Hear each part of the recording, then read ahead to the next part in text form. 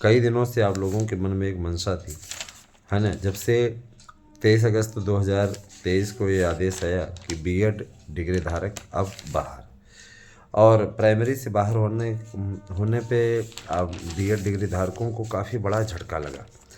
BEd degree धारकों को ये लगा कि यार हम तो बाहर हो गए, है ना। और इसका पश्चाताप उनको इस तरीके से होने लगा, है ना, कि वो बेचारे बोल भी नहीं पा रहे थे। एक स्थिति इनके लिए ये थी कि रहा न जाए सहा न जाए वाली स्थिति इनके सामने हो गई थी। तो ये बेचारे क्या करने लगे, इनकी बड़ी विकट स्थिति उत्पन्न इनके सामने हो गई और इनको इस बात की टीस रहने लगी कि हम तो यार बीएड किए इसीलिए सोच करके कि प्राइमरी के अध्यापक बनेंगे। लेकिन हुआ क्या उल्टा इसके, यहाँ प्राइमरी के टीचर बनना तो दूर, हमको हमारी डिग्री को ही बाहर कर दिया गया। तो इनको इस चीज़ की तकलीफ़ हो गई।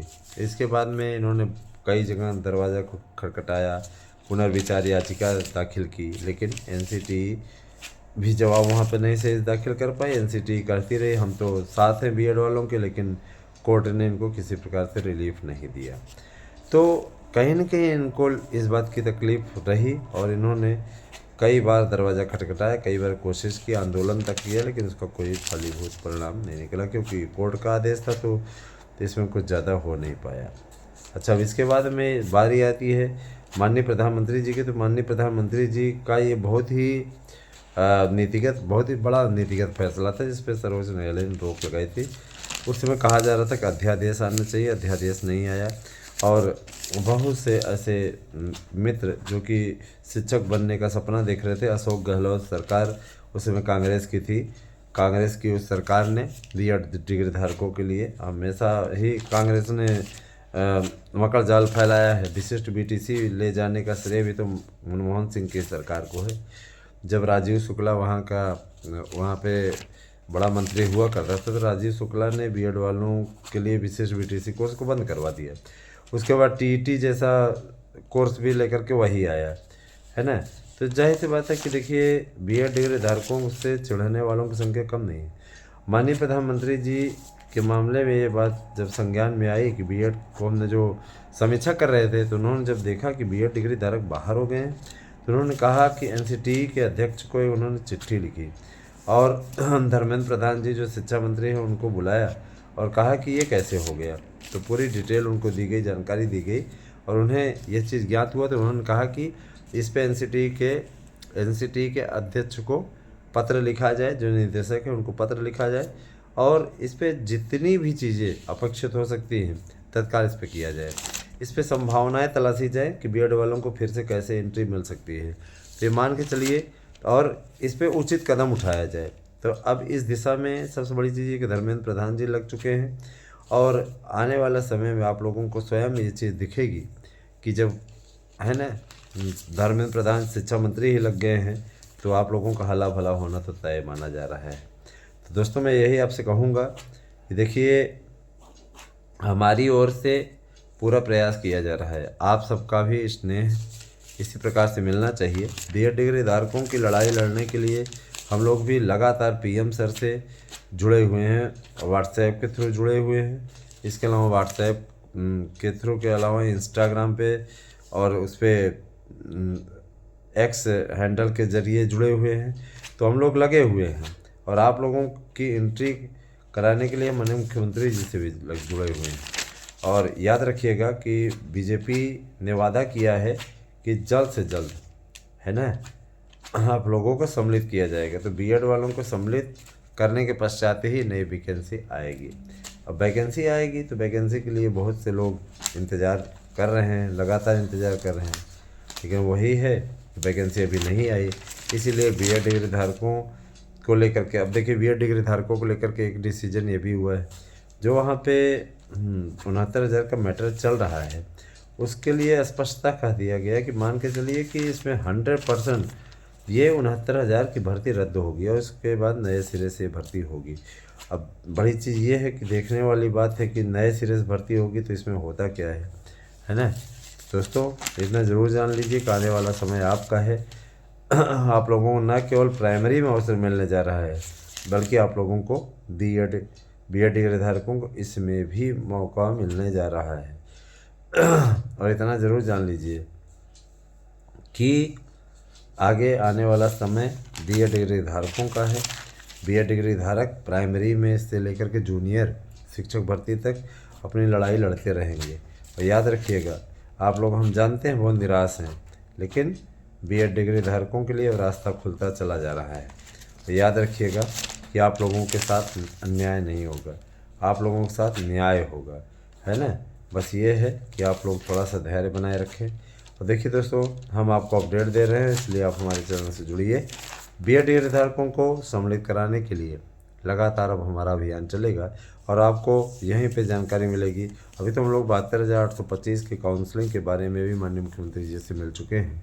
और ये भी कहा जा रहा है कि गाहे बगाहे समाजवादी पार्टी को कुचलने के लिए माननीय योगी जी, है ना, निश्चित रूप से बी एड डिग्री धारकों के साथ आएंगे और कहीं न कहीं काउंसलिंग की कुछ संभावनाएं बनती हुई दिख रही हैं। 72,825 की अपडेट हो चाहे इसकी हो, 72,825 एक ऐसा दर्द है दोस्तों, तो बहुत से अभ्यर्थियों को अभी तक टीस रहा है। अगर 4 दिन स्टे ना लगा होता तो आज वो नौकरी कर रहे होते, और जो लोग नौकरी कर रहे हैं वो कहीं के ना रहे होते। लेकिन दुर्भाग्य से, है ना, चाहे इसको कोर्ट की गलती कहा जाए या वकीलों की या सरकार की हीला हवाली, निश्चित रूप से सरकारों ने दंड से ही दिया और वो बेचारे हमें कहीं के नहीं रहे, ना घर के रहे ना घाट के रहे। उनके साथ में बहुत बड़ा अन्याय हो गया।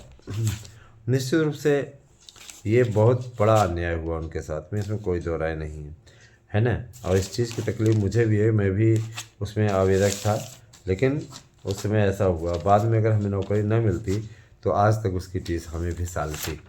तो मैं यही कहना चाहूँगा कि देखिए, बी एड डिग्री धारकों के लिए बेहतरीन और बेहतरीन ऐसा नहीं है ना।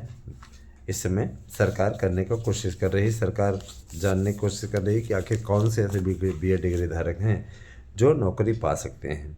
और देखिए, उसके लिए सूची बन रही है बाकायदा, क्योंकि बी एड डिग्री धारकों को जो खुश कर लिया तो मान लीजिए कि वो एक बड़ा वोट बैंक हथिया लेगा।